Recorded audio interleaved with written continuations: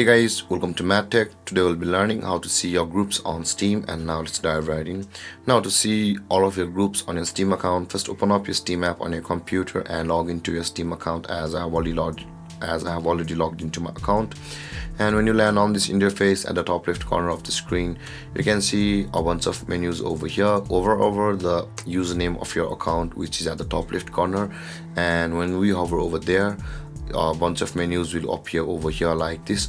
Click on the friends option over here and you land on this kind of interface or this kind of panel, where at the bottom left corner of the screen you can see your groups option available for us just above the pending invites. If you click on your groups, all of the groups which you have joined in your Steam profile will be over here. Currently I'm not in any group on the Steam account, so there are no groups showing over here, but in your case, if you have followed groups or if you are on groups of the Steam account or Steam profile, the group will be over here. And that being said guys, this is how to see your groups on Steam account.